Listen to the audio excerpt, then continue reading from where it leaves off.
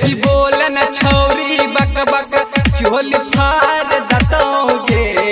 बेसी बोलन छौरी बक बक चोली फाड़ दतोगे। जब सनकत हो यादव मंडल त छौरी बाजार दतोगे। जब सनकत हो यादव मंडल त छौरी बाजार दतोगे। बेसी बोलन छौरी बक बक चोली फाड़ दतोगे। जब सनकत हो यादव मंडल त छौरी बाजार दतोगे। जब सनकत हो यादव मंडल त छौरी बाजार दतोगे। बाजार दतोगे। जब सनकत हो यादव मंडल त छौरी बाजार दतोगे। बाजार दतोगे।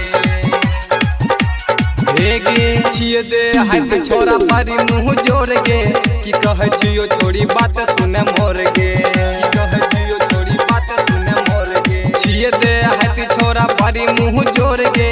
की कहे छियो छोरी बात सुने मोर गे। बात सुने मोर गे। बात सुने मोर। जखनी बात न मन बे छौरी खेत कोर दबोगे। जखनी बात न मन बे छौरी खेत कोर दबोगे। जब सनकत हो सुखासन वाला त छौरी बाजार दतोगे।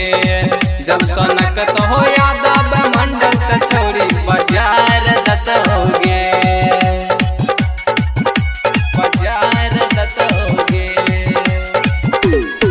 जब सनकत हो यादव मंडल त छौरी बाजार दतोगे।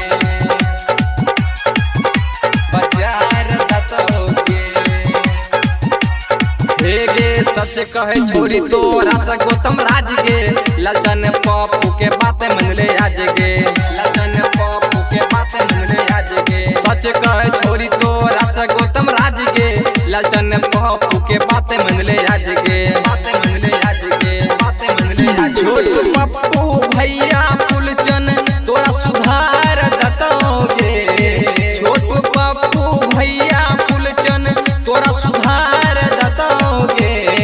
जब सनकत हो सुखासन वाला त छौरी सुधार दतोगे।